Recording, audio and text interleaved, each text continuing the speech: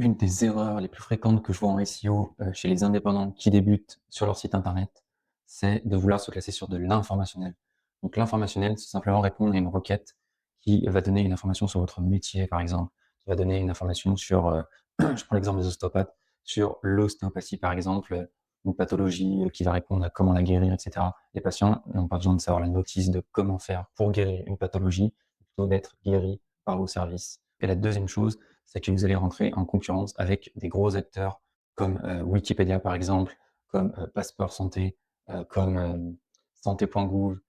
Par exemple, je suis allé voir tout à l'heure sur ostéopathe, c'est quoi? Il y a pas mal de gens qui essayent de se classer dessus ou pas mal d'indépendants qui essayent de viser des requêtes de ce type-là. Et en fait, vous allez jamais parvenir à arriver au top de la SERP sur ce genre de requête parce que tout simplement, Wikipédia ou tous les autres acteurs qui ont beaucoup d'autorité auprès de Google sont là depuis des années, ont beaucoup de backlinks, ont beaucoup de liens retour qui pointent vers leur site et ont par exemple des services presse et ont toute une équipe de créateurs de contenu qui vont créer, produire des pages tous les jours en masse et depuis des années. Donc clairement, pour les concurrencer, ça risque d'être très compliqué. Moi, ce que je vous conseille plutôt, c'est d'aller sur des requêtes plutôt commerciales qui vont directement impacter vos services. Reprenons le cas de l'ostéopathe. Ça va être ostéopathe plus le nom d'une ville. Prenons un exemple avec ostéopathe Bruxelles.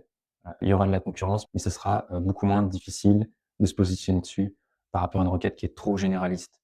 C'est aussi en ça que l'informationnel est difficile, c'est que ça touche un cercle beaucoup trop large, une audience beaucoup trop large de gens, et c'est là où vous avez des difficultés à vous classer. Donc c'est pour ces deux raisons qu'il faudrait vous classer donc sur des requêtes qui sont plutôt commerciales.